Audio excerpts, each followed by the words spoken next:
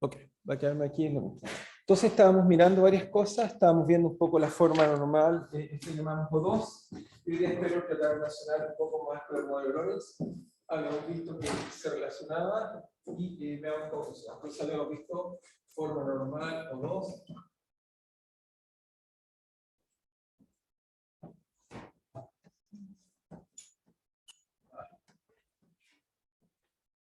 O era O, 2, O, ¿ok? ¿Se recuerdan? Era, entonces, eso era varias cosas. Entonces, la forma normal O2 era eso. Eso era esencialmente, habíamos visto que era tener una estabilidad tal que uno tenía, no tengo más amarillo, un programa amarillo, mejor. Teníamos tres valores propios en el origen, donde el grado lineal habíamos dicho que la forma 0 era 1, 0, 0, 0, 0, 0, 0, 0. Y eso entonces hacía que el propio generado, la forma normal que calculamos el min, nosotros que teníamos simetría de x, vamos a explicar por qué. La simetría entonces nos daba algo así como epsilon x menos epsilon x cubo, eso hace la simetría de menos x. Y además había en este término, bueno, agregamos un término que era la forma más zx, así, eso puede ser positivo o negativo, un poco lo mismo, uno puede ver positivo o negativo. Y ese parámetro entonces nos podía cambiar, digamos, creo que el puse negativo, pueden checar, si están lo mismo, solo usan la misma notación. Y para z punto nos daba 0 cuando el sistema era conservativo, se conservaba. Cuando el sistema anticipa algo, entonces acá podemos colocar un nuevo término, digamos, de forma mu z. Este término quiebra la simetría de conservación, y acá uno puede mostrar que el único término que puede tener simetría es el cuadrado, y acá un término.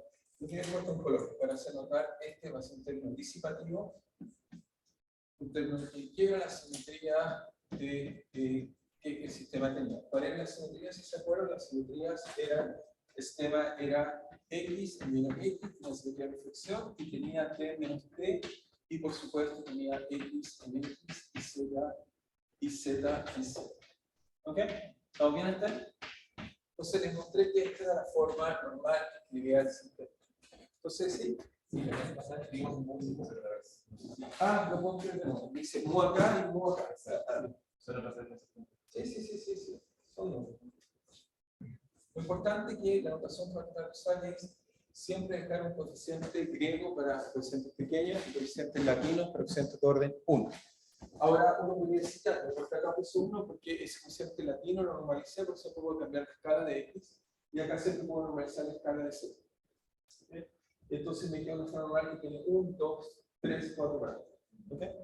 Entonces lo primero que vamos a hacer es que, bueno, esta ecuación, si la simulamos, se la mostré en la simulación, la podemos ver un poco, esa ecuación simulada.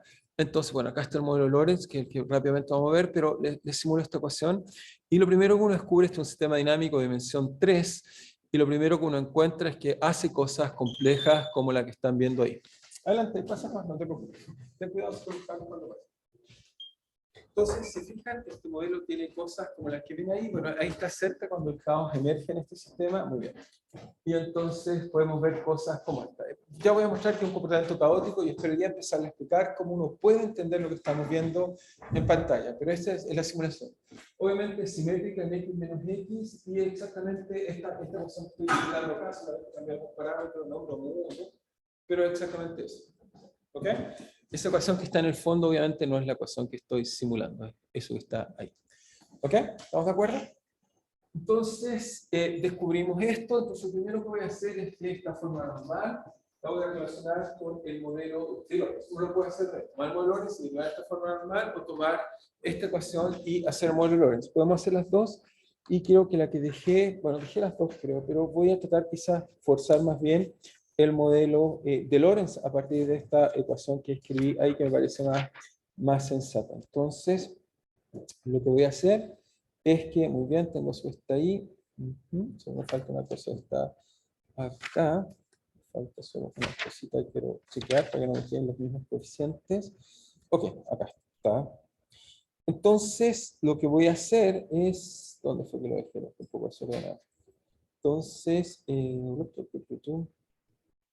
ok, entonces ya está, ahí están los cambios de solo quiero hacer ordenado. Entonces, a partir de este modelo voy a hacer todo el cambio de variable exacto, Lo primero es que entonces esta es la forma normal, la situación que tenemos arriba, y lo que voy a hacer ahora esencialmente digamos, voy a volver acá porque estamos obviamente Entonces, lo que vamos a hacer ahora es transformar esta ecuación en modelo. Entonces, transformación en...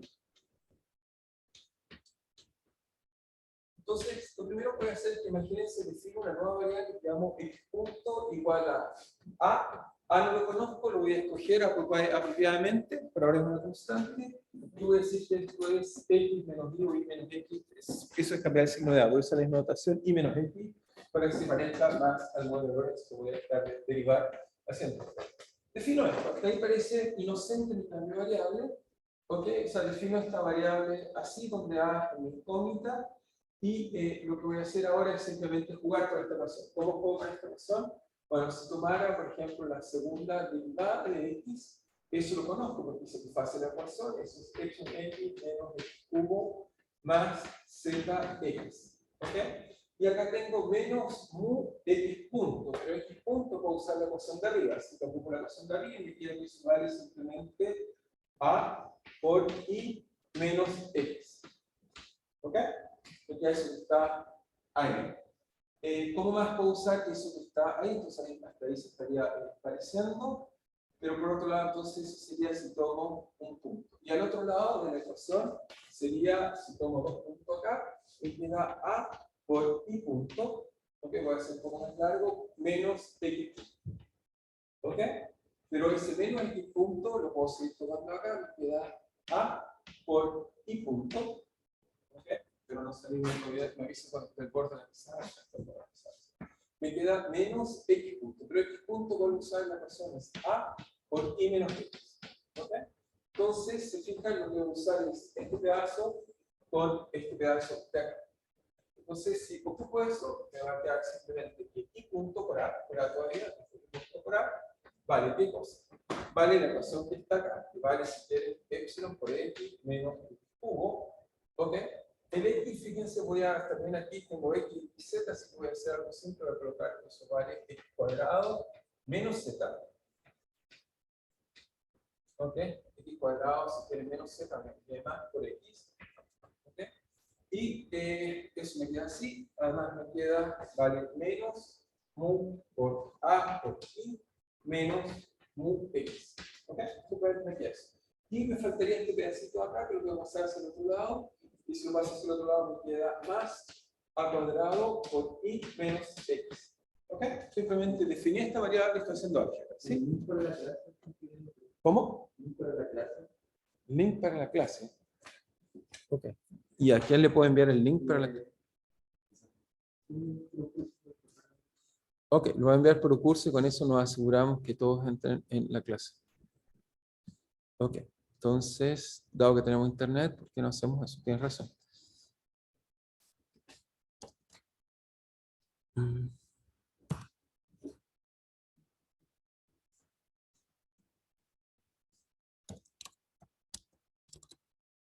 Ok. Y entonces, ok, se los voy a enviar a todos, ¿no? Al que, el que esté interesado lo tomara. Lo voy a llamar link. Colocamos la clase ahí, el link de la clase. Supongo que no necesitará, espero que no necesiten esas cosas como, ok. Ya. Entonces, fíjense que me queda acá. Está todo quedando bien, pero se puede el modelo Lorentz es un modelo que no tiene unidades cúbicas, solo tiene unidades cuadráticas. Entonces, ¿cómo se la arregla? Bueno, primero que nada puedo definir una nueva variable que está ahí, la puedo llamar cita, lo voy a escribir así, y sea eso que está ahí. Voy a definir una nueva variable arbitraria, nueva, que me queda de forma igual a simplemente si quieren, que use el mismo signo para llegar exactamente a los signos que ocupa Lorentz. Si esa es, me queda que es menos z. Okay. Porque le puse más adelante, esa es la razón. Quiero checar si me queda el signo, acá me quedó menos en algún lado. Déjenme chequear si me quedó en algún lado. Menos. Okay. Lo definí con el menos la cosa. No cambié nada, pero esta es la misma notación. Siempre puedo cambiar así, ¿no? Bueno. Entonces, si coloco ese menos acá, acá me queda más. Entonces me queda esto más z para esto. Entonces, si defino eso, fíjense qué es lo que gano hasta ahora. Después de un montón de cosas, lo primero que gano es que a punto, comparando las ecuaciones, a punto me queda aquí. Me queda una ecuación que tiene un montón de términos en X, los colecciono todos. ¿Cuáles son? Tengo un término que es la forma epsilon, X, muy bien, ese está ahí. Tengo un término acá que es menos mu, así que lo coloco menos mu por X, está bien. Después tengo otro término acá, que es la forma más a cuadrado por X. ¿Ok? Vamos a ver que uso el análogo de Lorentz el número de Reynolds. Entonces, ¿cómo? Menos a cuadrado. Menos adelante, menos acá, menos acá. Muy bien. Después tenemos un término de la forma, este que está acá, me queda menos cita raro de definir por X. Y después me queda, si se fijan, en A, solo me queda un solo término en A, que es la forma menos, si lo mira con cuidado, me queda mu. ¿Ok? Por A. Creo que tiene que aceptar a... Ok, si no acepta. Gracias. Tienes razón, por si es que no es automático. ¿Ver? Ok. Bien. Esta vez estamos haciendo la clase en... bueno, mientras están llegando les digo cuándo. ¿Estamos de acuerdo hasta ahí? ¿Nos queda hasta aquí? ¿Está bien? Espera, ¿cuál es el más? Solo dejar eso para yo mirar. ¿Qué Martín? ¿Qué pasó? Sí, entonces hay menos fuertes. La segunda línea. La segunda línea. Ahí, a la derecha. A la derecha. Ese es más. Veamos dónde está ese móvil. Entonces, es menos con menos más. Y ese entonces me parece más. No es grave, va a ser un parámetro, pero está bien. Después tomar este momento definido. Es mu por A. Tiene razón también, Sharon, porque le queda hay una como más. Y hay una. ¿Ok? Tiene razón. Ahora, fíjense que esta ecuación la voy guardando y la voy a guardar. La estoy haciendo muy largo, pero ya va a estar bien. Ahora está acá arriba, pero está acá por ahora. Esta ecuación va a ver parte del modelo Lorentz y esta también. Si la defino así, después la voy a arreglar. Este coeficiente va a ser epsilon, ya casi tengo listo lo que necesito. Mu A es un poco feo los coeficientes, pero no porque sean feos, que está mal. Nos queda entonces menos, si tenemos que lineal acá, que un poco es distinto. Mu A más A cuadrado, entonces, por I. Y acá nos queda finalmente un término menos Z por X. ¿Ok?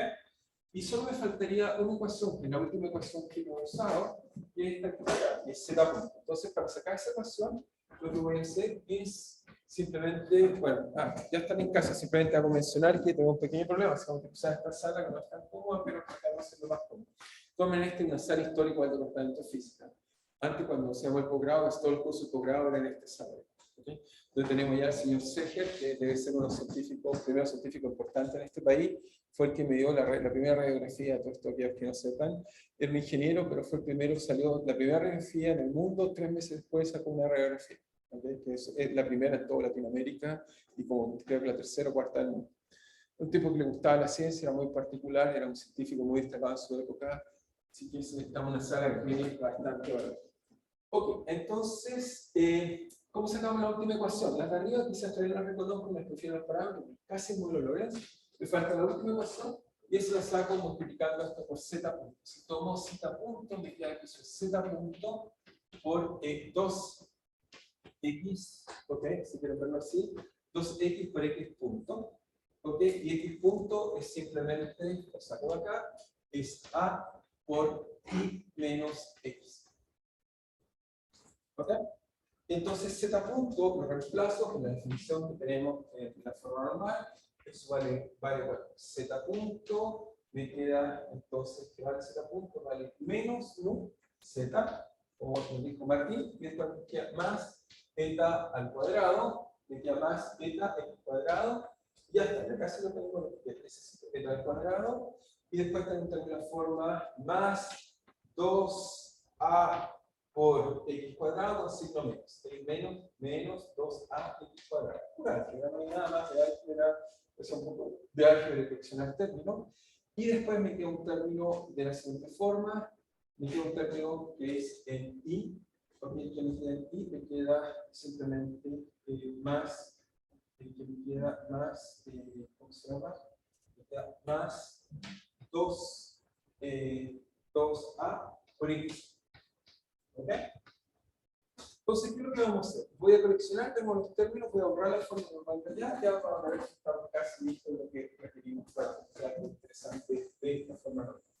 Entonces, lo que voy a mostrar de esta forma normal es que, fíjense ahora, me queda una cosa que quiero estar así lista, voy a agrupar los términos, me queda que z punto vale menos qué cosa, me queda esto que está acá me aparece un z, ese z lo reemplazo por su definición, me queda menos z, pero z de aquí lo puedo volver a reemplazar, vale z menos x cuadrado. Así que me queda que vale z menos x cuadrado. Después, el menos x cuadrado lo junto con todos los términos al cuadrado. Tengo x cuadrado, eta, que estaba aquí. Tengo un menos 2a, que está acá, menos 2a. Y también tengo un término que viene de este reemplazo acá en nu. Cuando entonces me quedaba aquí z con nu, entonces aparece un menos, me queda un menos nu x cuadrado. Así que esos son todos los términos que acompañan x cuadrado. ¿Ok? Los colecciono todo, me queda eso. Entonces coleccioné el x que estaba acá, el x que estaba acá, y el otro que viene a ser cambio de variable, queda z. ¿Cómo? Queda menos, y acá con menos queda más. Más acá. ¿Sí? ¿Estamos bien? Y después me queda el último, que me queda simplemente un término de forma más 2a por x. Está casi la forma que requiero. ¿Sí? Entonces, ¿qué es lo que voy a hacer? El a de arbitrario. Aquí lo pongo. Este es el lugar que voy a escoger la constante a. ¿Y cómo la voy a escoger? La voy a escoger de tal forma que esta ecuación no tenga términos cuadrados. Escojo eso de poner que eso sea 0. Eso implica que a, si escojo a, tenía amarilla, pero no sé cómo lo dejé, entonces nos queda a igual entonces 0, o sea, si yo pongo que a es igual a eta, si quieren verlo así, igual a eta más nu partido por 2, entonces la ecuación me queda así. Y ahora sí estamos. Si escojo eso, entonces me queda que, primero que nada, me queda la ecuación para x punto. Me queda igual a, esta vez si quieren me voy a permitir llamarlo zeta en la definición. Sigma, ¿no? No voy a llamar sigma, ¿por qué? Porque eso es el número de Prandtl en el modelo Lorentz. Entonces voy a estar usando los parámetros como Lorentz lo llama. Zeta de i menos x, donde sigma es simplemente la disipación más el término lineal de la forma normal más medio por 2. Me queda la primera ecuación. La segunda ecuación me permite, la voy a definir así, voy a llamarla i punto igual a r. Ese r, en nuestro caso, el parámetro que está acá, es simplemente tiene que ver con epsilon, tiene que ver con a y con mu. Eso lo llamamos r. Y ese r es el que llama, el Lorentz lo llama el número de Reynolds en su caso. Pero es un parámetro, simplemente combinación lineal de otra ecuación. Me queda Reynolds, y en ese caso me queda este r por x. Simplemente lo defino, estoy definiéndolo. Defino todo ese parámetro, defino este parámetro epsilon más mu por a menos a cuadrado, lo llamamos r. Después, fíjense que me queda un término, menos, simplemente en esa ecuación me queda menos zeta x, tal como el modelo Lorentz, y este es el único parámetro que Lorentz que va, este es el único parámetro que va a ser distinto al modelo Lorentz, en el sentido que para ver que va a ser más general. Me queda menos, lo voy a guardar. Me queda mu por a más a cuadrado. ¿Ok? Por i. Ya van a ver por qué lo puedo guardar. Y z, o zeta, que me llamé para distinguirlo, porque tenía z. Entonces, si miro la ecuación de z, me quedó menos nu por z, este parámetro nu. Entonces, vamos a ver que, bueno, está en un término que aparece en la ecuación. Y me queda además un término de la forma, si miran con cuidado, encontré una forma más 2a por x. ¿Ok? Por ahí me debo normalizar, digamos, como un término lineal, si normalizo x e y, esto siempre lo puedo hacer juntos. Por ahora quizás me lo puse uno y además normalizar. Entonces, esta ecuación casi me quedó, solo me faltó normalizar, pero lo que quiero decir es que esto, si yo cambio la escala de x e y, fíjense, cambio la escala de x y esta ecuación es invariante. Cambio la escala de x y y, aquí se pasa de largo, se pasa de largo, aquí se pasa de largo. Ninguna se da cuenta. En cambio, si cambio la escala de X y Y, la única que se da cuenta es este coeficiente alfa. Así que siempre puedo escoger X y Y haciendo el siguiente escalamiento, lo voy a hacer una vez más. ¿Sí? ¿Cuál? ¿El de acá? Sí, tiene menos un X cuadrado. ¿en dónde? ¿En la versión de Z? ¿O cuál? No, pero acuérdate que si lo escogí de tal forma que el coeficiente sea Z, así escogía. En mi eliminé todos los términos cuadrados. Solo me he equivocado acá, pero acá lo puse. Sacamos que tengo S, tengo este, y tengo uno que viene acá. Que fue cuando lo reemplacé por acá. Coleccioné todos los términos cuadráticos y escogí A para que eso se hace. No hay términos cuadráticos. Escogí A y satisface z más un medio para que ese término no exista. Este es Z. Es cita. Sí. Ok, entonces lo que les dije fue lo último que les dije, y ahí sí tengo el modelo Lorenz, tal como escribió Lorenz, y ahora sí vamos a usar mejor la pizarra. Simplemente que era muy largo el cambio, pero ahora uso mejor la pizarra, ahora voy cortando la pizarra apropiadamente.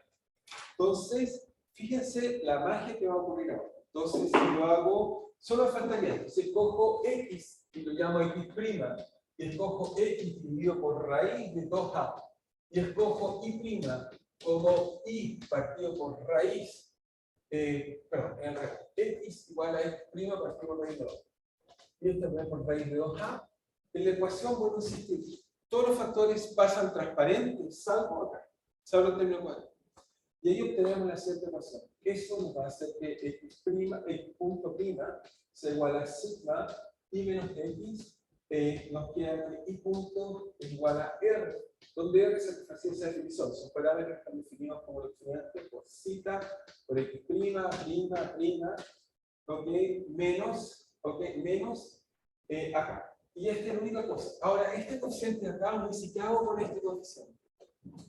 Este coeficiente, si uno mira el modelo Lorenz, vale menos 1. ¿Ok?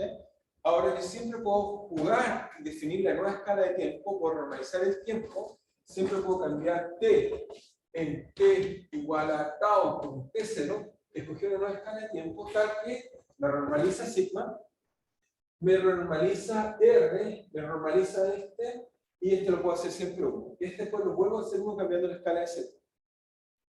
¿Ok? En realidad este coeficiente lo voy a dejar tal como está, y por este coeficiente lo que quiero dejar es porque el único que es distinto a Lorenz. El Lorenz, él siempre escoge este número con signo menos. Sin embargo, puede ser positivo. Y si es positivo, el de gran frustración no es el de Lorenz, justo después. Lorenz solo agarra la mitad de la forma normal. ¿Ok? Esa forma normal que tenemos recupera todo lo de Lorenz, salvo si tienes el parámetro ahora C, salvo si C puede ser positivo o negativo. Esa es la única diferencia del modelo. Si C es positivo, siempre puedo normalizar a 1. Y ahí recupera exactamente la ecuación que cuesta por Lorenz para explicar la convección. Entonces, acá, bueno, Lorenz son cosas, la ecuación exacta de Lorenz, y así es como queda X por prima. Entonces, esto es casi como Lorenz. El Lorenz tiene Lorenz generalizado en el sentido que tenemos un signo más. Es Lorenz si es que C vale 1. ¿Ok? Lo importante es el signo, no el valor. ¿Ok? Entonces, este modelo de Lorenz, haciendo estas traslaciones y definición. Menos B o menos B. Menos BZ, sí, por supuesto, las variables. Ahora, ok, eso es Lorenz. Entonces traté de mostrarles que esa ecuación que escribí al principio es la forma normal. ¿Ok? Lo que ahora traté de mostrarles es que haciendo simplemente traslación y alguna definición no lineal, les voy a mostrar que esa ecuación es equivalente a esta, salvo este signo. Esto es un signo, no es un parámetro. Vuelvo a insistir, no es un parámetro. Uno siempre puede escalar el tiempo para hacer este parámetro 1. Uno paga el precio de utilizar ese parámetro, pero renormalizo Z. Si normalizo Z, solo cambia algún coeficiente por acá, o por realizar X, y uno puede estar exactamente en la misma ecuación. ¿Okay? No hay ninguna pérdida de información. Pero entonces obtenemos este modelo, que es el modelo Lorenz. Entonces, algunos comentarios del modelo Lorenz, modelo de Lorenz, ya lo saben, pero solo por cultura general. El modelo Lorenz lo propuso para estudiar la convección atmosférica, es decir, que Lorenz va a utilizar un modelo de fluidos que fue propuesto por Safran, ¿okay? Para explicar la electroconvección, donde esencialmente uno ve rollos y ve cómo se desestabilizan los roles. Es decir, uno coloca temperatura T más delta T, y esto es la temperatura T, y uno trata de escribir las ecuaciones de fluido que escribe este problema. ¿Okay? Entonces, ¿cómo son las ecuaciones de fluido que escriben ese problema? Solo para usar, digamos, la notación de Lorentz. Uy, había alguien, no me dijeron, estaba Danilo por ahí tratando de entrar y yo no lo dejaba entrar. Entonces, Lorentz lo que va a hacer en realidad es tomar este problema, voy a volver al artículo original de Lorentz, que por qué no mirar los artículos originales, ahora los tenemos a mano. Entonces, Lorentz, entonces en el año 63, esto no, 63, sí, ahí estaba, sí. Entonces llamó este artículo, si lo miran, el título de este artículo es Deterministic Non-Periodic Flow. ¿Okay? Lorentz no sabía lo que era, o sea, dice que es no periódico, lo único que puede concluir, no sabía lo que era el caos, por supuesto, nunca leía Poincaré. ¿Okay? Y nadie había leído bien a Poincaré. Y entonces Lorentz va a decir que tiene un fluido no periódico, y no hace figuritas como la que yo acabo de hacer, pero lo podemos resumir que este fluido lo modela a través de las ecuaciones Saffman, que se las voy a colocar, que son estas que están ahí. No voy a escribir las ecuaciones porque son complicadas, solo quiero explicar que psi es lo que llamamos stream flow, que tiene que ver con que la velocidad en el fluido conservativo es simplemente el gradiente de este escalar. Uno puede escribir esto y escribir esas cosas, y cuando uno escribe en esa cantidad, el flujo simplemente se le hace esa ecuación que está ahí, que son puras derivadas. ¿Okay? Teta, esa variable que voy a escribir ahí, que también la voy a colocar acá, teta es una variable que tiene que ver con el gradiente de temperatura. Cuando uno mide la temperatura del sistema, el sistema primero tiene un perfil lineal. La diferencia de temperatura entre la capa superior y inferior crece linealmente, se escribe la altura H. Entonces uno tiene algo que en T0, la temperatura T más delta T, pero cuando llego a subir hasta arriba, entonces le restamos un H. ¿Okay? Entonces tiene un perfil de temperatura que va así, y que crece con la altura, de tal forma que aquí tenemos un delta I partido por H. Cuando aquí llega a 0, nos queda temperatura H, cuando llega a H, nos queda temperatura T. Esa temperatura se corrige con un gradiente de una variable que llamamos θ, con el centro depende de X, de Y y de Z por coordenadas espaciales, no las coordenadas veloces. Lorentz lo que va a hacer es que va a hacer una expansión modal para estas ecuaciones donde el ANSAT, lo voy a anotar, pero esencialmente voy a anotar la idea, el ANSAT que está aquí. Va a decir que, salvo factores, va a decir que psi va a ser proporcional. Este problema que está ahí, lo coloco estoy colocando, digamos, en la pantalla, le voy a colocar, digamos, lo que estamos haciendo, nos va a decir que es lo que está ahí. O sea, que Y va a ir así como X por X variable de Lorentz, va a ser la película de T, va a decir que eso es seno de T, va a decir un modo espacial, así que tanto depende de la coordenada X, Z, Z es la coordenada transversal, la altura, entonces dice que va a dar así como pi por A por H. A va a ser una razón de aspecto, lo voy a llamar, tiene que ver con la geometría, tiene que ver con qué, esto va a determinar la longitud de los patrones, va a ser un parámetro que va a introducir en el problema, y entonces además eso va a ser multiplicado por X, y vamos a tener también un seno, vamos a usar la misma notación que un seno de simplemente seno de pi por, en este caso, por H, partido por H, el partido por H, y es un H la menos 1 por X. Y aquí también H partido por H, partido por C. Entonces, se fijan, para la regla suponer que la velocidad, la velocidad tiene un modo tal que espacialmente en Z es un seno y en el espacio también es una función periódica. Cuando uno construye la velocidad, le da estos anillos. Ahora, la gracia es que este modo, si uno hace x menos x, es una función impar. Eso va a obligar que la variable x que va a usar, si es que encuentra una ecuación, tiene que ser invariante en x en menos x. Eso va a obligar que la ecuación que va a encontrar ordinaria para esta ecuación de áreas parciales, en x tiene diferencia simétrica. Y para teta va a encontrar dos términos. Para teta hay un término armónico, y el armónico lo cortó, no tiene ninguna razón para hacer esto, lo hace así, simplemente expando y corto. Entonces, para teta, lo que va a hacer es lo que tiene ahí, que va a tener primero un modo parecido al de acá, salvo constante, entonces es proporcional, tiene un seno de, en este caso, pi por A partido por H por X, y también tiene un seno de pi partido por H altura por Z, Y también va a colocar una variable z mayúscula que tiene que ver con un modo, como ven ahí, que es el doble. Un modo que tiene el doble de longitud. O sea, para la temperatura, va a usar un modo que tiene así y un modo que tiene así. Ocupa los dos primeros modos de la temperatura. No hay ninguna razón, ¿eh? Simplemente lo expande y lo utiliza. Posterior al trabajo de Lorentz muestra que está malo, que lo que escribe, si uno simula las ecuaciones de fluido, que son estas ecuaciones que están acá, son incorrectamente descritas por este Galerkin hecho por Lorentz. O sea, desde un punto de vista de geofísica, es un pésimo trabajo. Describe mal lo que describe. Sin embargo, su gran descubrimiento no va a ser describir la geofísica. En realidad, el buen trabajo de Sussman y otras personas más requieren una truncatura con 9 modos. Una ecuación de 9, digamos, de 9 variables, las que escriben un poco mejor el sistema físico. Pero, obviamente, el trabajo de Sussman no va a ser que va a pasar a la fama, va a ser Lorentz a través de descubierto, digamos, esta cosa inesperada de que lo que él mismo llamó, por suerte, no periódico. ¿Okay? Va a ser otro científico que se llama York, que de la Universidad de Maryland, que va a tomar el trabajo Lorentz y va a tratar de ponerle un nombre, va a hacer un trabajo muy bonito con un estudiante que se llama Lee, el cual definieron la noción de caos. Ahí vamos a introducir por primera vez la palabra caos. ¿Okay? Pero Lorentz no sabía de eso, hizo buenas cosas. Lo primero es que para él era no periódico. O sea, para Lorentz caos significa algo no periódico. No sé si es cuasi periódico, porque cuasi periódico no es periódico. Algo que tiene dos frecuencias, nunca es periódico. Pero lo que descubrió era algo aún más complejo. Y lo más interesante, en mi opinión, del trabajo de Lorentz es que hizo un mapa, que después les voy a tratar de explicar, que está todo ahí. Simplemente que, bueno, él no tenía, bueno, como ven, colocaba las simulaciones, hizo todo ese trabajo cuidadoso que muestra, hago una perturbación, veo eso, hago la misma, un poquito de otra perturbación, veo otra cosa, etc.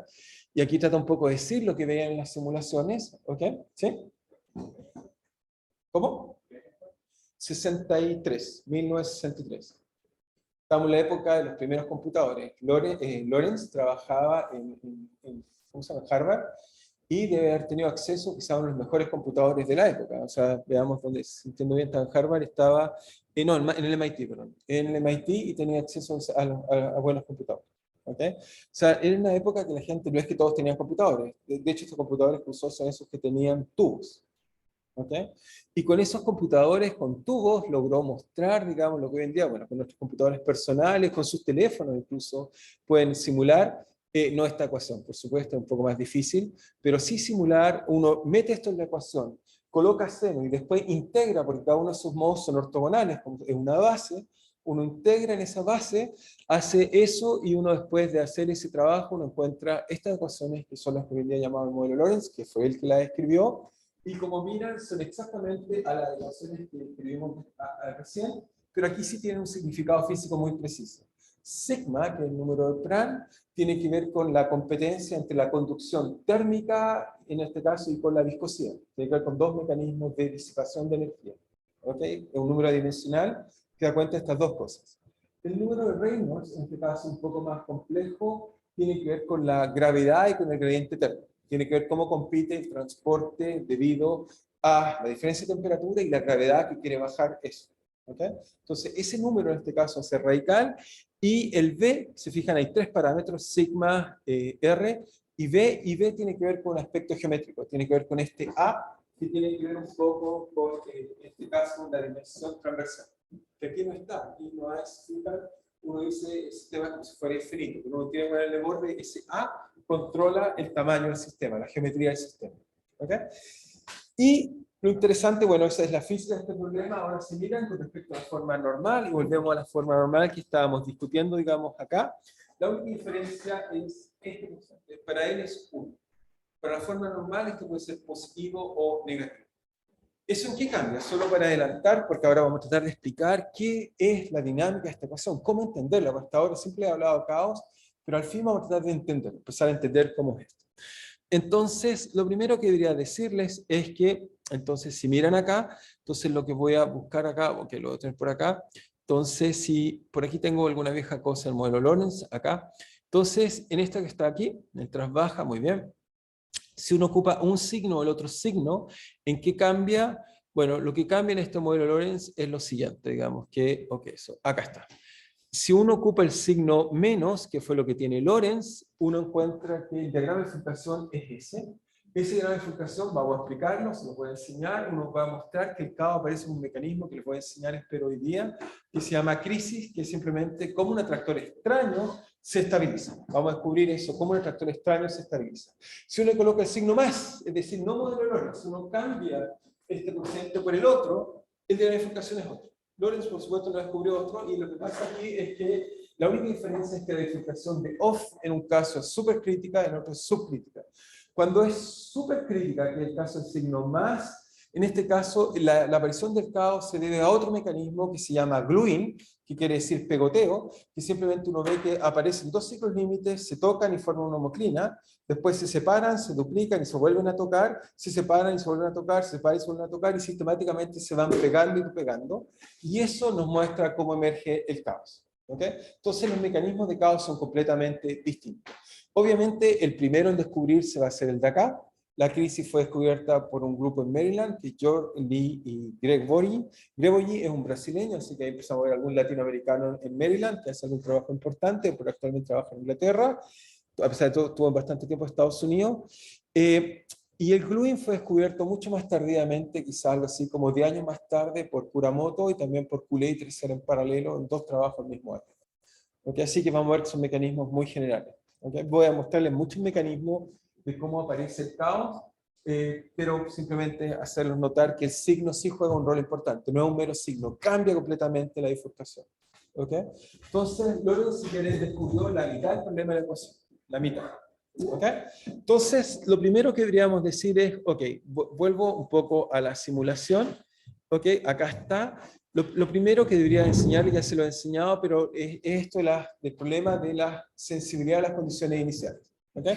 Entonces prefiero yo volver, me gusta siempre, bueno, está acá, pero me gusta mucho más mi problema, no la forma normal, sino la ecuación física. Me gusta más insistir en esto. Como es una forma normal, quiere decir que esta ecuación en un cierto límite tiene que describir muchos sistemas físicos. ¿Okay? Entonces mi sistema favorito para eso es mostrar este péndulo que ya les he hablado, por eso lo llamo el péndulo de Lorentz, porque, bueno, no lo describió Lorentz, por supuesto, pero lo interesante es que este péndulo de Lorentz tiene este caos interesante que, bueno, que me parece a mí de muy interés. Es el sistema que está acá, que les he hablado más de alguna vez en clase, digamos.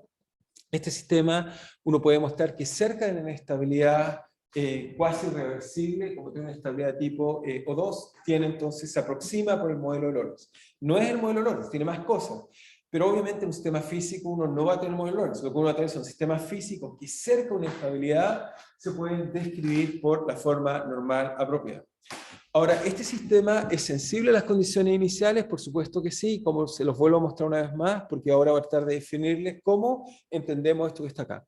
Entonces, la idea simple, el caos, lo primero que voy a mostrarles es que si yo parto de este sistema y doy muchas condiciones iniciales muy cerca unas de otras, tiene este problema que llamamos sensibilidad exponencial a las condiciones iniciales, que va a ser la definición del caos, que la voy a escribir inmediatamente, pero se las vuelvo a escribir. Entonces el sistema parto, y le digo al sistema parte con muchas condiciones iniciales, están todas muy cerca, ¿son cuántas? Son del orden de 165, y le digo al computador que las empiece a hacer evolucionar, pero antes de hacerlas evolucionar le voy a decir que no deje traza para que solo veamos las trayectorias, las curvas, digamos. Entonces va ahí, ok, perfecto. Entonces parto en él, si el sistema fuera integrable, esperamos que cualquier sistema integrable, quiere decir que es una integral, un poco integral, me muevo cerca de ella. Sin embargo, en este sistema vemos que hay algo extraño, que el sistema se mantiene junto, pero después de un rato las trayectorias se separan a la izquierda y a la derecha, y esa es la sensibilidad exponencial que tiene el sistema. No hay forma, lo terrible es que por pequeño que me equivoque, después de un rato es muy difícil saber si estoy a la izquierda o a la derecha. Vamos a ver que eso tiene que ver con tinas de atracción fractales, por lo tanto un pequeño más allá, un pequeño más acá cambia completamente el resultado. ¿Okay?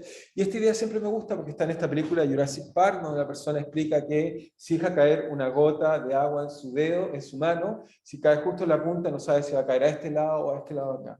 Vamos a ver que esta idea es correcta, esa idea fue bien pensada, esa película estaba pensada en esta idea del caos, y como ven ahí, fíjense, obviamente el sistema se mantiene en la trayectoria extraño, pero uno cree que las trayectorias están juntas. Si le pusieran colores, verían que colores muy similares por un rato vuelven a estar completamente repartidos. ¿Okay? No sé si hasta ahí es claro, lo voy a escribir de todas maneras, pero solo por yo convencerme que es claro para todos. ¿Estamos claros hasta ahí? ¿Está bien? Muy bien, entonces voy a anotar estas ideas y vamos a tratar ahora de dar un poco de cómo podemos comprender esto, porque uno dice, ya, no me basta que vean frases, quiero un poco tener definiciones o cómo poder entender un poco más qué es lo que está pasando. Entonces, vamos a desarrollar herramientas para entender esto mejor. Entonces, lo primero, uno diría es que entonces, observación, si quieren, observación, numéricamente,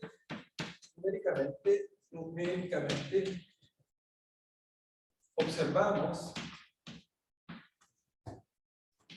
movimientos periódicos.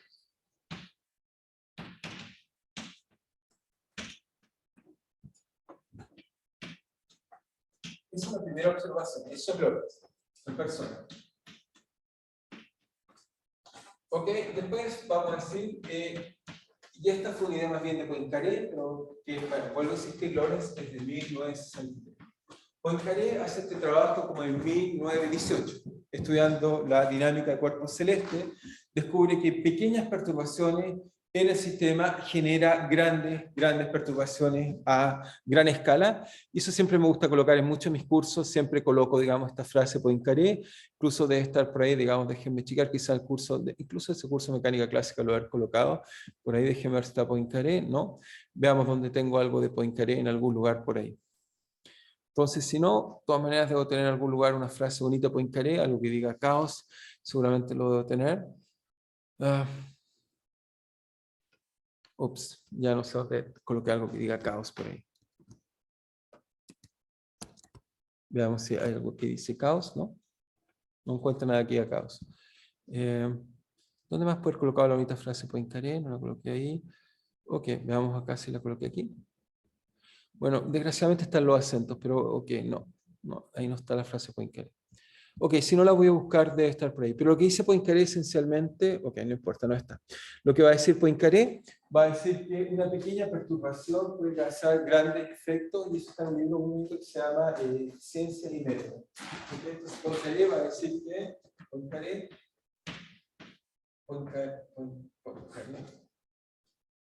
estudiando la dinámica del cuerpo celeste,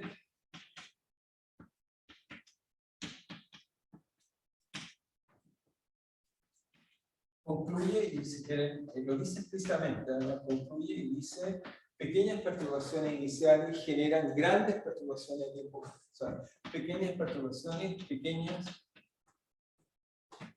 o diferencias generan grandes diferencias a tiempo grande. Grandes diferencias, no habló de la palabra exponencial, diferencias a tiempo grande. Entonces concluye que el problema de 3/4, este problema, no se puede resolver. Va a concluir que este problema no se puede resolver, y por eso gana un premio de entender el problema de 3/4, donde concluye que finalmente es un problema que no sacamos nada sin pensando. Ese problema no lo vamos a poder integrar, que era la idea que tenía Laplace. Laplace pensaba que todos podíamos integrar cualquier cosa, simplemente era un problema extraordinariamente brillante que lo resolviera, ¿sí? El estilo como Lagrange. Sea alguien que resolviera y cambiara todo. Pero no. Entonces va a ser, digamos, estas personas que les dije, George y Lee, que van a entonces decir esencialmente que el caos, van a introducir el concepto caos. El caos es la sensibilidad exponencial. Bueno, va a decir más cosas, va a decir es un movimiento permanente, esa parte es importante. Debe ser permanente, si no es permanente no es caos. Entonces, el caos es un movimiento permanente, es un comportamiento permanente, sensible exponencialmente a las condiciones iniciales. Sensible exponencialmente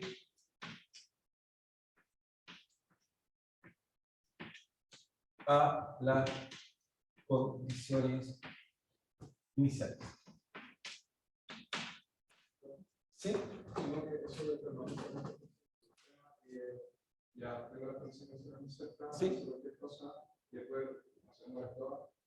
No necesariamente. Aquí viene el punto de lo que estás diciendo, que es la idea de otra persona. Lo voy a escribir al tiro con mi idea de tacos.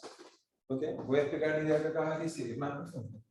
Entonces, esto quiere decir que si yo hago dos perturbaciones pequeñas, se alejan. Es un poco lo que quiere decir, y vamos a ver que en el futuro eso se mide a través de lo que llamamos los exponentes Lyapunov. Pero simplemente cualquier pequeña perturbación se amplifica.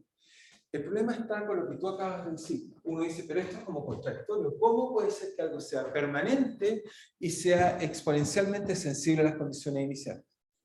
¿Ok?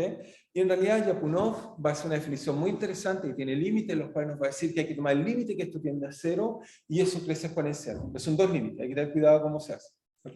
Entonces, pero va a ser algo que, si quieres verlo así, es que yo lo perturbo. Obviamente, como acabas de ver en la simulación que teníamos acá, el sistema no se está yendo infinito, está ahí infinito, no puede ser que se alejen siempre exponencial. Pero lo interesante es el límite, mientras más me acerco, esta diferencia crece. ¿Okay? Pero es en el límite que la diferencia es cero. ¿Okay? Eso es intercambio de límite, que es contradictorio. Pero entonces, si quieres verlo así, el caos en realidad es un comportamiento permanente que, si lo perturbo, tiene una sensibilidad exponencial o un crecimiento durante un tiempo suficientemente exponencial.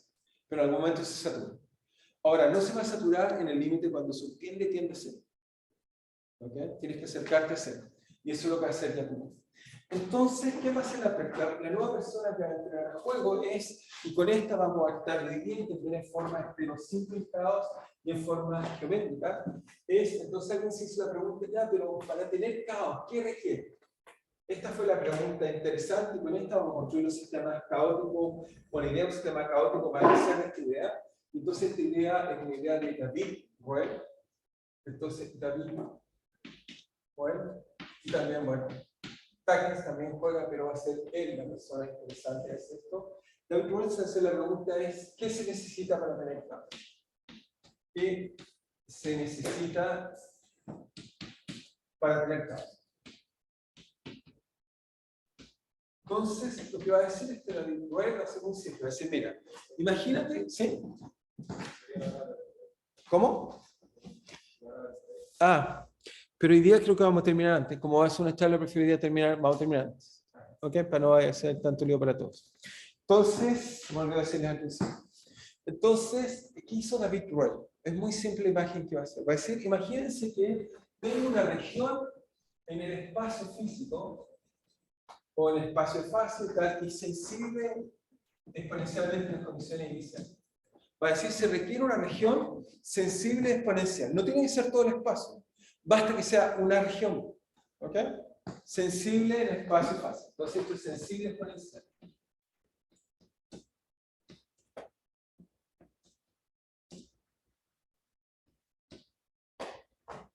Imagínense que es una región sensible. Yo voy a explicar con ejemplos.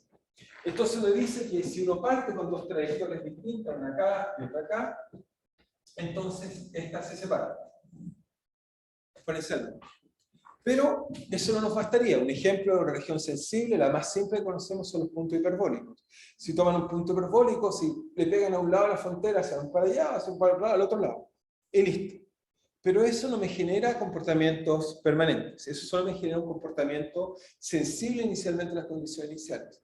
Entonces, para agregar la permanencia, Ruel va a decir que se requiere una segunda cosa. No basta tener alguna región del espacio sensible, puede ser más grande, puede ser todo, pero alguna región sensible. Además, se requiere un mecanismo de retorno. El caos en realidad va a ser la conjunción de dos cosas.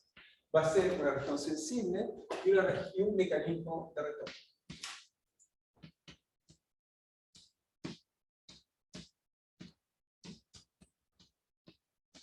¿Ok? Necesito esas dos cosas. Eso va a ser ¿qué? ¿Qué es lo que va a hacer? Bueno, fíjense, si yo parto acá, me voy por acá, después vuelvo a esta zona acá, pero aquí es sensible, salto por acá, después vuelvo por acá, después salto por allá, y así. ¿Ok? Veamos el modelo Lorentz para entenderlo, o en el caso del péndulo para entenderlo. Pero esta idea, lo interesante es que se aplica a todo tipo de cosas, ecuaciones aéreas parciales, a lo que sea. Uno va a encontrar algún mecanismo de retorno. Ese mecanismo de retorno no sirve. Tengo que, de alguna forma, volver. ¿Ok?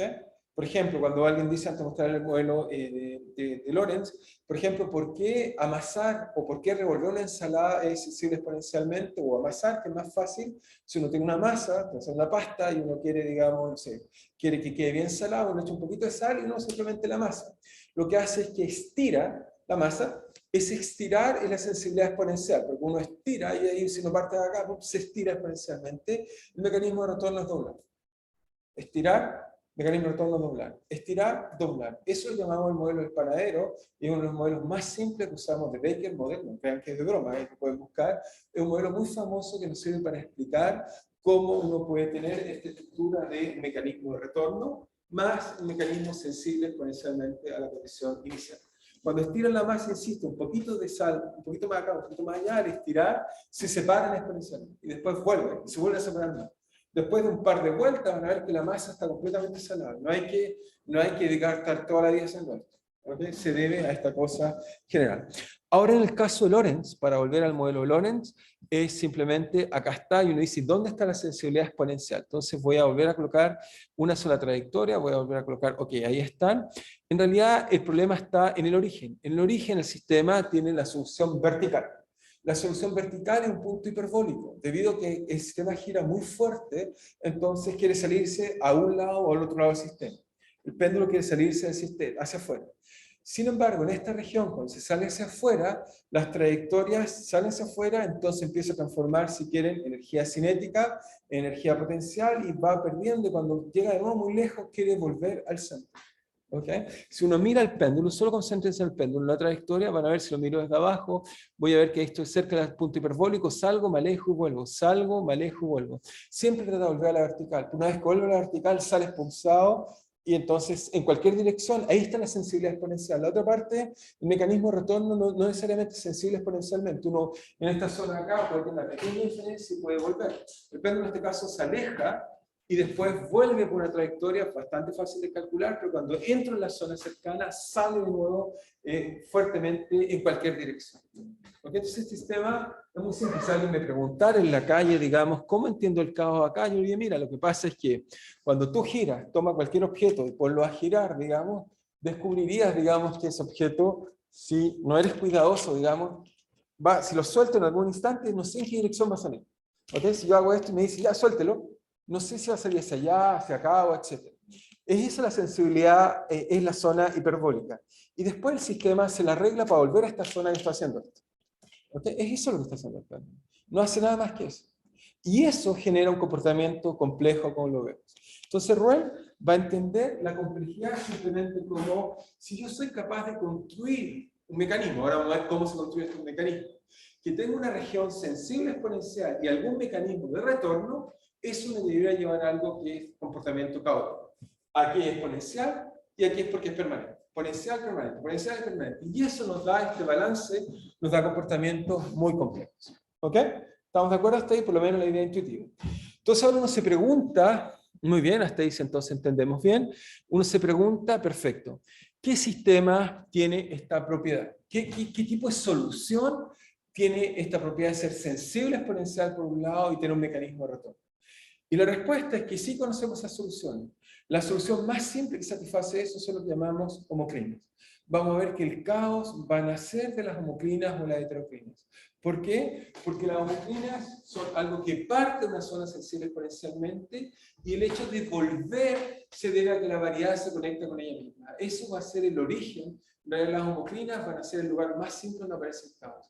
Casi todos los mecanismos vienen de lo que llamamos, y esto fue lo que descubrió Poincaré, no en este lenguaje, pero lo que descubrió fue lo que llamamos la explosión de la homoclina, o también lo llamamos el enredo de la homoclina, o el entanglement de la homoclina. Todas esas palabras vienen de qué le pasa a la homoclina en más dimensiones, que voy a tratar de explicárselo de forma simple.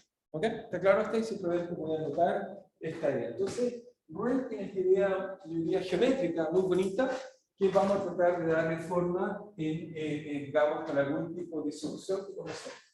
Entonces, bueno, simplemente la más simple realización para Ruel va a ser entonces, una realización de la estructura de Ruel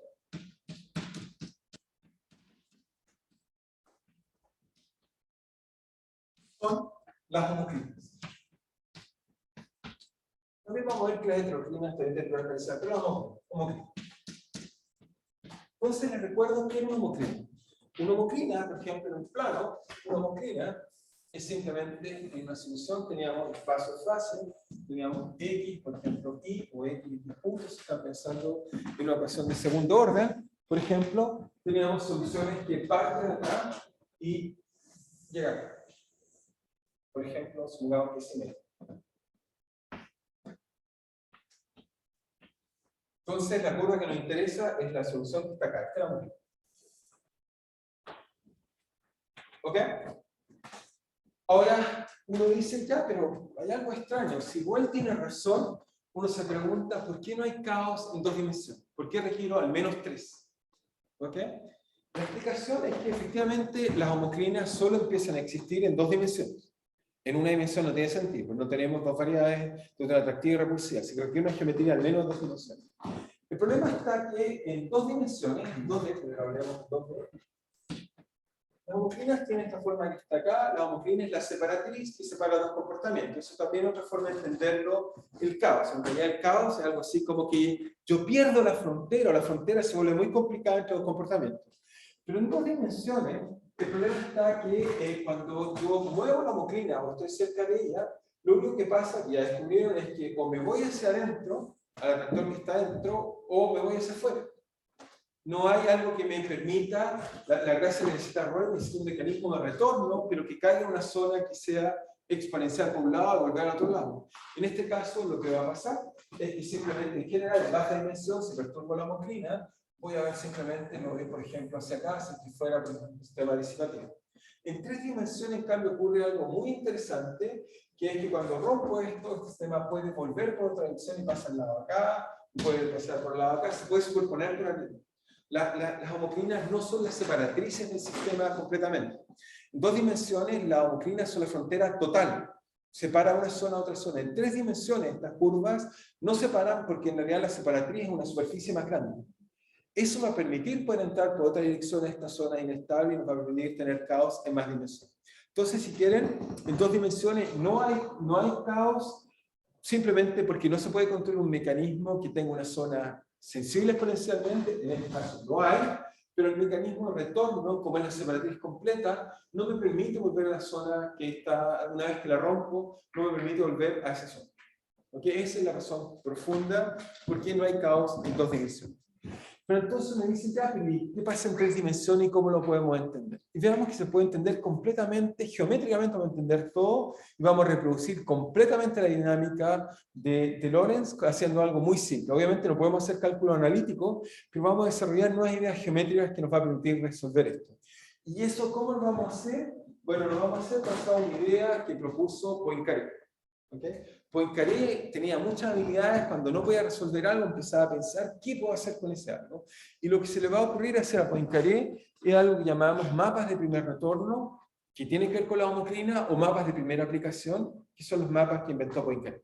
¿Okay? Vamos a ver que con él voy a poder explicar casi todo lo que hace Lorentz con puras figuritas, y se los voy a mostrar cómo funciona. ¿Okay? Vamos a ver cómo podemos hacer eso gracias a una idea de Poincaré. Entonces, anotamos la idea de dos dimensiones y anotamos cómo Poincaré va a afrontar este problema y cómo lo va a tratar de resolver. Entonces, primero queríamos anotar esta observación en dos dimensiones. En dos dimensiones. En dos dimensiones no hay caos, ya que la homoclina es la frontera total, ya que ya no hay caos, ya que la homoclina es la frontera completa. Es la frontera o separatriz, es la separatriz completa.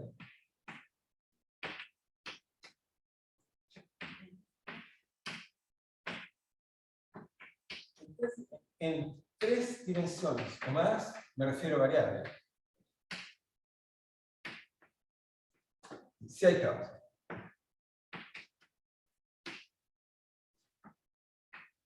La segunda cosa es que alguien dice, ya está bien, entonces requiero tres variables. Para tener caos, requiero tres variables. Pero el segundo punto le dice, ¿por qué requiero que sean no lineales las ecuaciones? Alguien podría decir, ¿por qué yo no escribo una ecuación lineal y tengo caos? Porque este es un fenómeno prototipo, un sistema no lineal.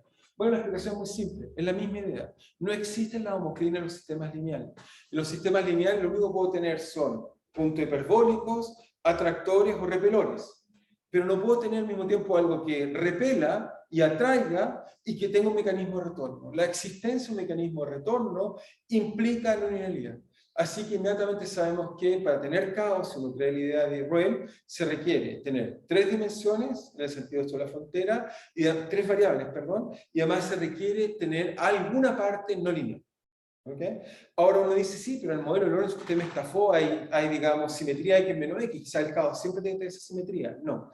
Uno también puede encontrar caos en otro tipo de homoclinas que se llaman Chirnikov, en la cual simplemente uno parte oscilando y uno se va y se devuelven. Esa no tiene simetría X menos X y uno tiene perfectamente comportamientos caóticos, como les voy a mostrar después. El ejemplo prototipo de eso es otro modelo que es el equivalente de Lorentz para sistemas sin simetría X menos X, que se llama el modelo de Rosler. Este modelo, la diferencia es que tiene una homoclina que hace cosas un poco más exóticas, simplemente se las muestro. De todas maneras, está en el ejemplo que les mostré, esta varilla que giraba, que le daba más de alguna vez de tarea, esa hace homoclinas de tipo Rosler, entonces en ese sentido uno puede encontrar ese tipo de cosas. Pero simplemente voy a colocar Chirnikov para que vean cómo son las homoclina de Chirnikov. En este caso, ¿cómo? No tiene simetría de reflexión, no. Tampoco necesita tener simetría cuasi reversible. Déjame ver si... Ups. Ok.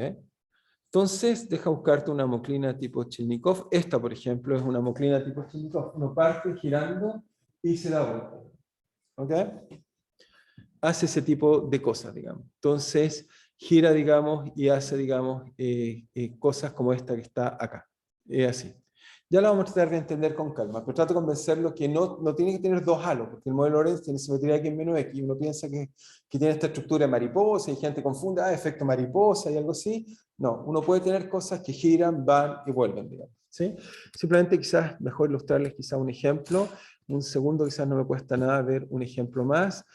Por ejemplo, tengo por acá una cosa que le llamé partícula Cherenkov, que es la tarea que más de alguna vez le he hecho, pero ahora sí usando las 3 dimensiones, es decir, que tengo R y tengo el ángulo metido en el sistema.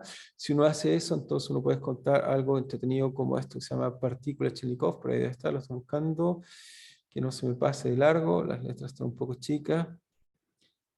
Bueno, ahí dice Cherenkov, de estos modelos, supongo que será esa. No hay ni una dice partícula Cherenkov, si no será esto, déjenme chequear. Sí, esta es. Entonces, esta es la ecuación, en este caso, este sistema, bueno, les muestro el caos, lo tengo ahí guardado.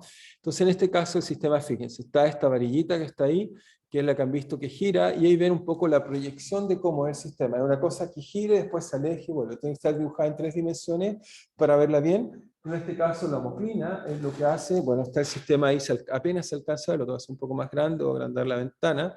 ¿Ok? El sistema, bueno, entonces la ventana un poco más grande, quizá ahí lo van a ver mejor.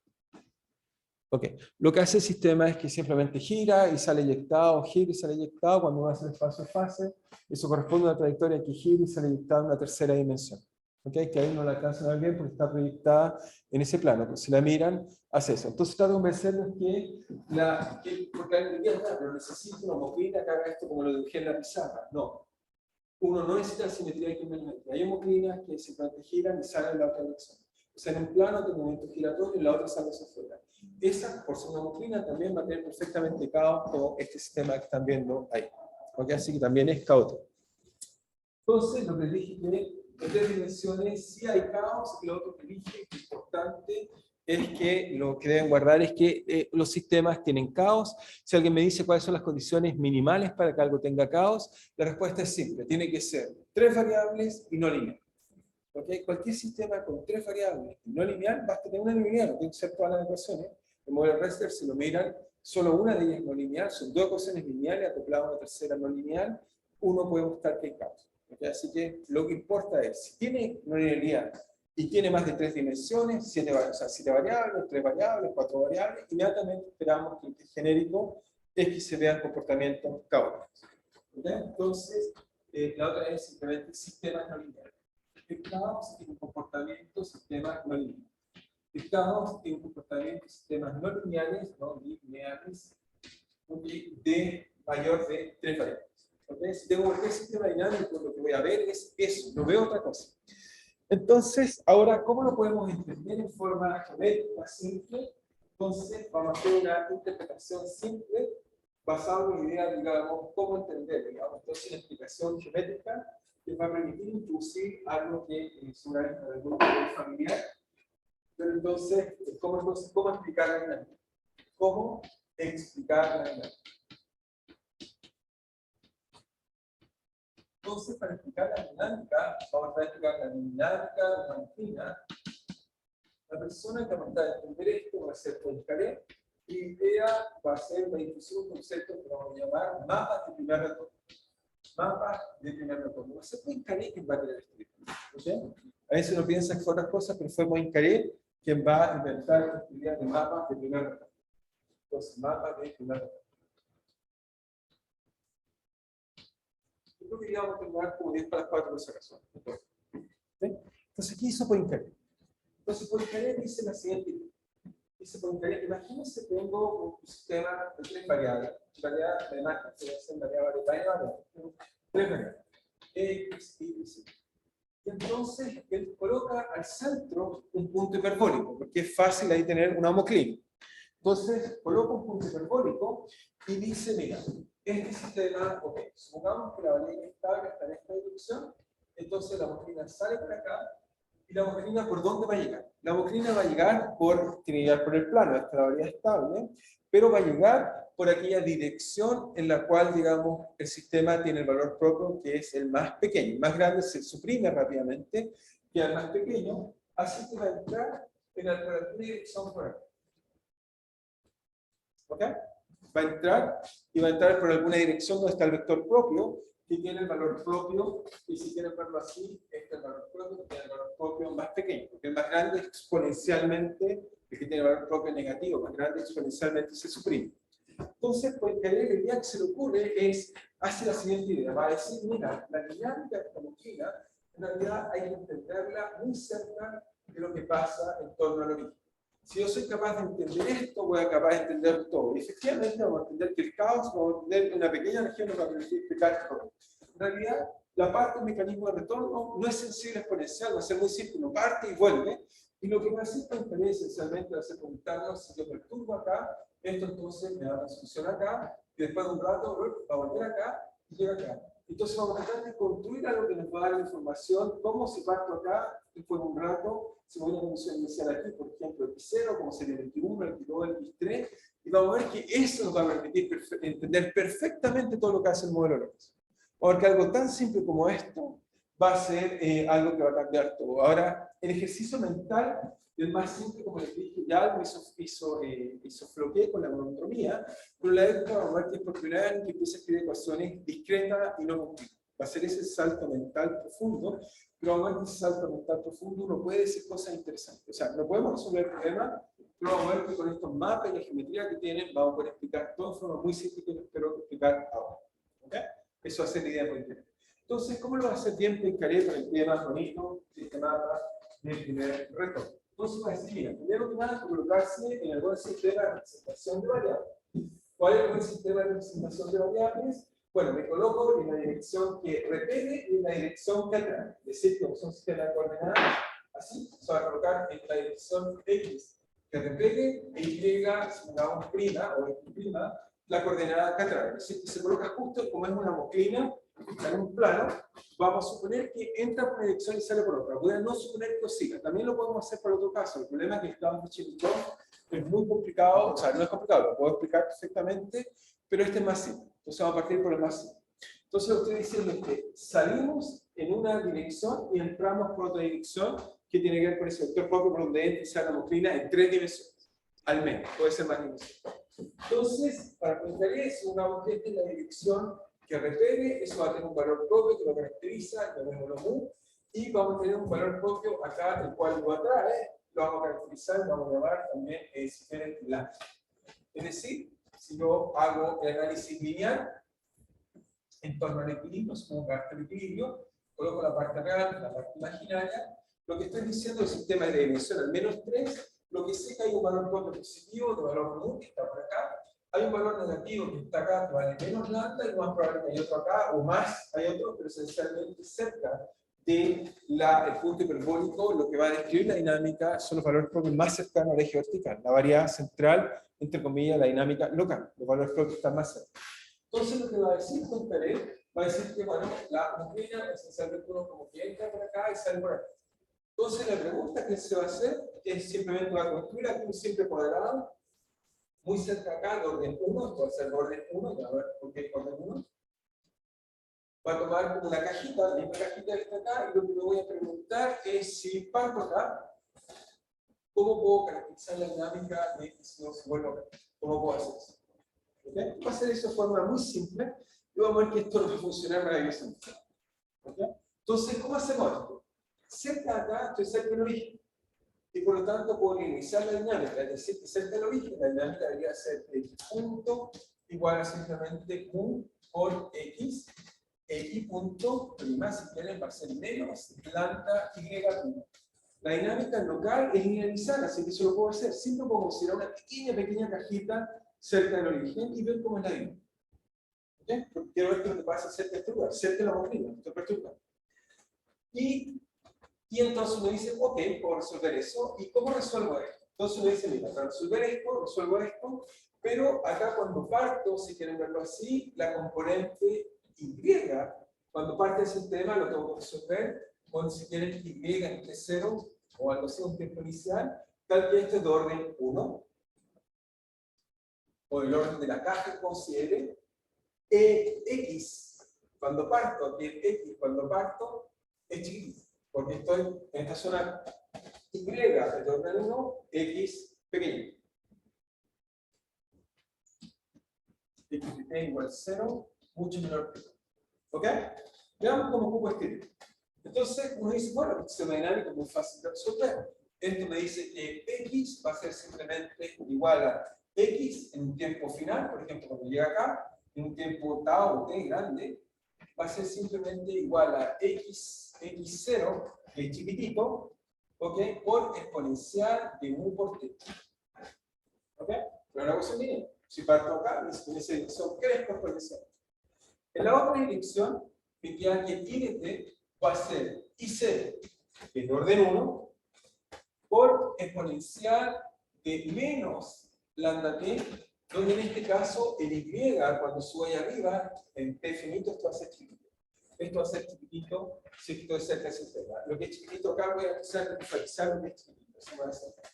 Esto es chiquitito y en este caso esto es chiquitito. ¿Ok? ¿Ok? Y entonces lo que va a hacer Poincaré es decir, ok, voy a simplemente eliminar el tiempo, voy a encontrar una relación entre X0 e Y. ¿Ok? Veamos qué nos da. Y después vamos a modelar el mecanismo de retorno. Vamos a ver un modelo trivial, más o menos da cuenta de lo que pasa. Entonces, veamos cómo se hace. Entonces, de ahí, ¿cómo que hago? Voy a, si quieren, despejar. Si quieren, puedo despejar, por ejemplo, de abajo, puedo despejar cuánto vale el exponencial de t, el tiempo de grande, que me demoro en llegar a pasar de un plano. Este plano, si quieren, pi, a este plano pi0, a este plano pi1. Si quieren, me pregunto cuánto demoro pasar de ese plano a ese otro plano. Esencialmente, si ocupo la ecuación de abajo, me queda que exponencial de t es igual a i0. ¿Ok? Es igual a i0 por el otro lado, y me queda dividido por el i0, y para sacarme menos lambda, porque el dividido es escrito como menos 1 partido por lambda. ¿Ok? Menos 1 partido por lambda es igual a haber colocado acá, si quieren, x0 partido por i, exponencial de 1 partido por lambda. ¿Ok? Despejo exponencial de t. Nada más que eso. Este exponencial de t lo uso en la otra ecuación. Entonces, la otra ecuación que hay aquí de I0. Ok. Después uso la otra ecuación.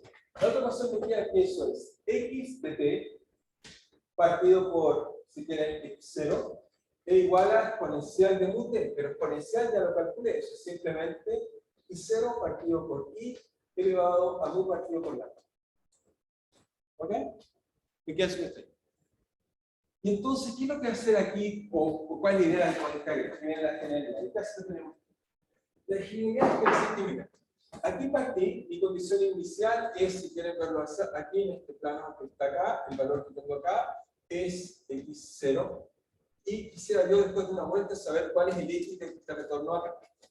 ¿Ok? Entonces, lo que va a decir es que, mira, este se transforma en x0, se transforma en x, pero este x que está acá, si me imagino que simplemente el mecanismo de retorno es como hacer un plano de simetría. Tomo ese valor y lo pego acá abajo. Obviamente el mecanismo de retorno no es necesariamente simétrico, podría ser algún factor de eso, alguna constante de tomar el valor que está acá y ese pegarlo acá. ¿Ok? Entonces, si uno hace eso, entonces ese factor, ok, va a aparecer una constante, ¿y qué me va a quedar? Entonces, me va a quedar que, entonces, el I0 es pequeño, ¿ok? Y el X0 es pequeño, ¿sí? Entonces, me va a quedar que el pequeño de acá, el I0, simplemente, o si quieren, para él lo distingo que se acaba llamado I1, que se llama claro, para que pensemos que fue, partimos de acá, llegamos acá, si llamamos I1, voy a crear un I1 acá, más claro, 1. Entonces, usamos mecanismo de retorno, usamos un espejo, o si quieren, tomamos separando, lo dejamos abajo, un espejo como mecanismo de retorno. ¿Ok? Como mecanismo de retorno.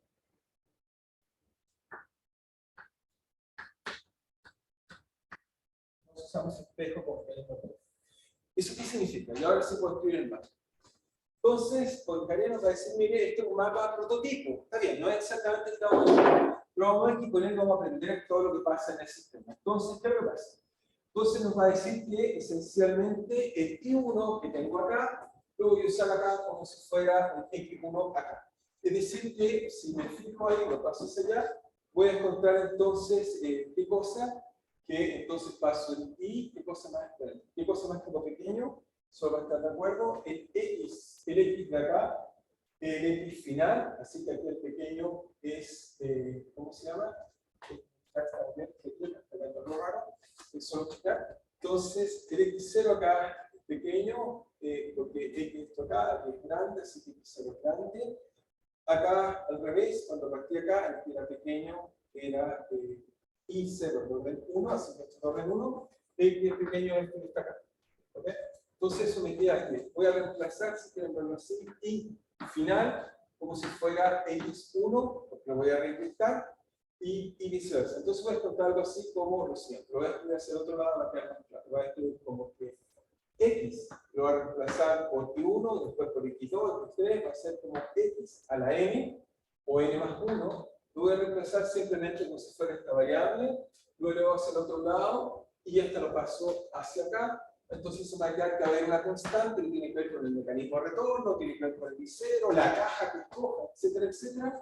Puede ser una constante, y eso lo escribo por X a la N, y el exponente, como esto pasa hacia acá, el exponente me queda que va a ser lambda partido por 1. ¿Ok? Va a proponer esto como mecanismo.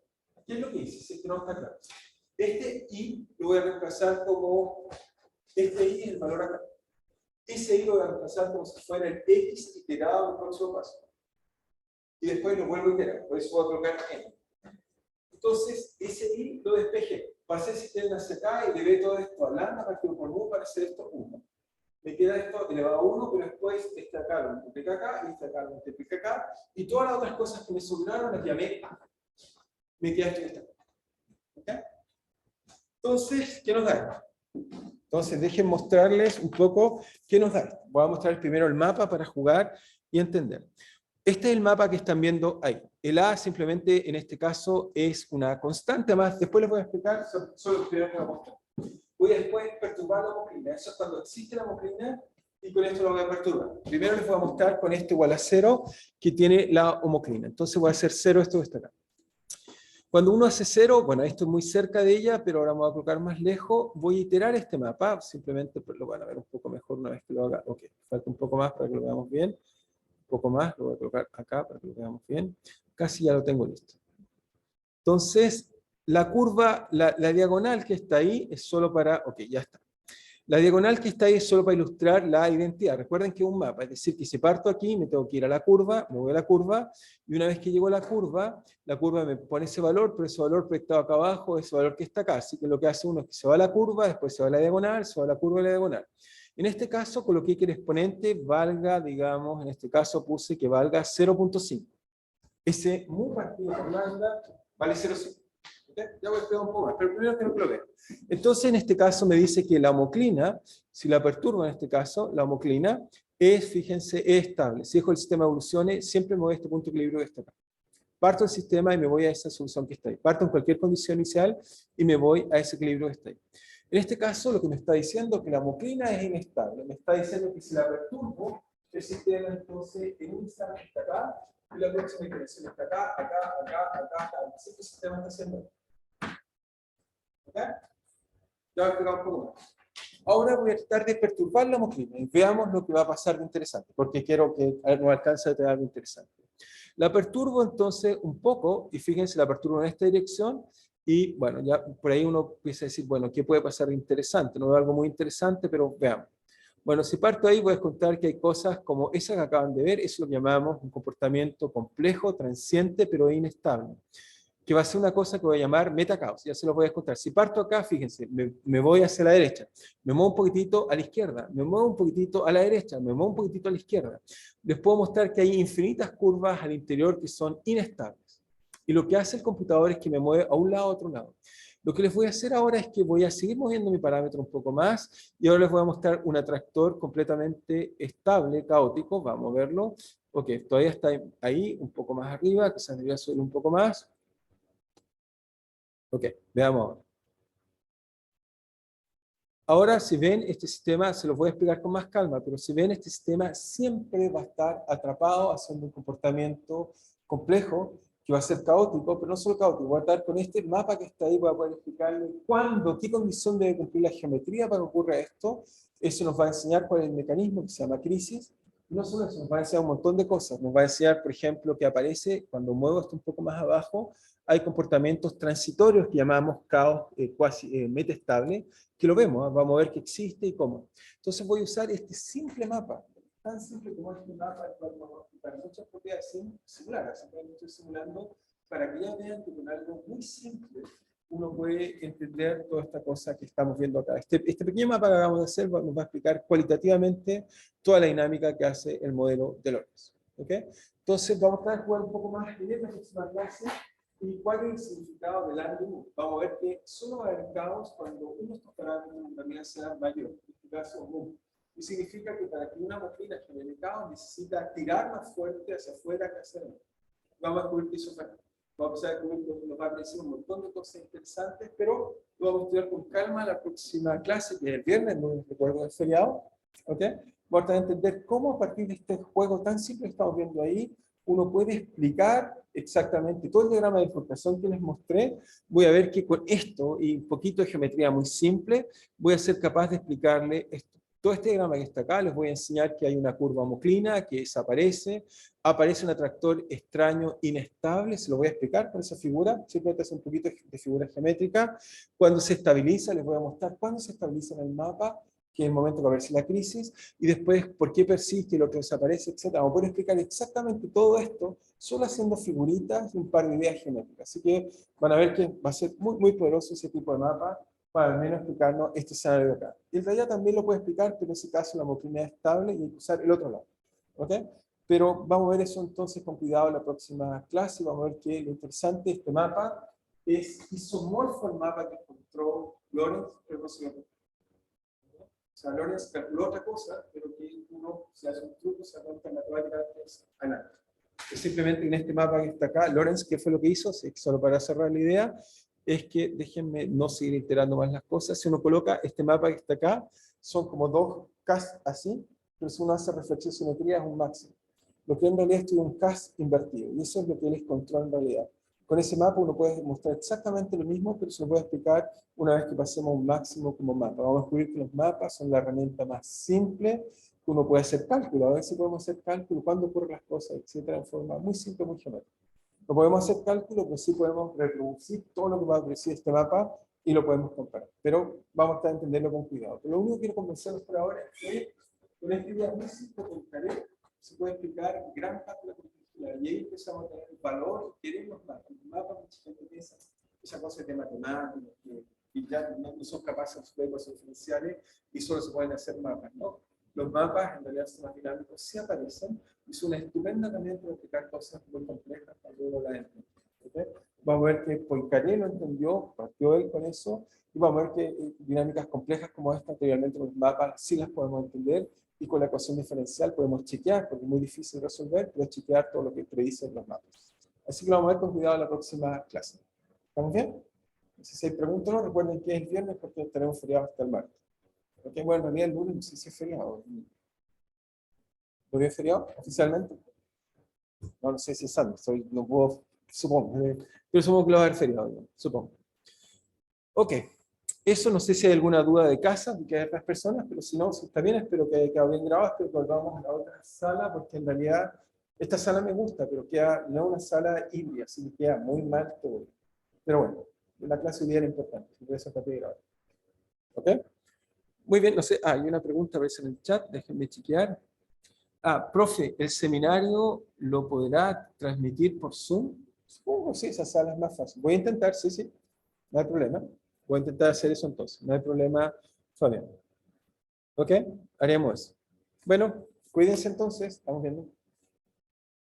Chao, chao.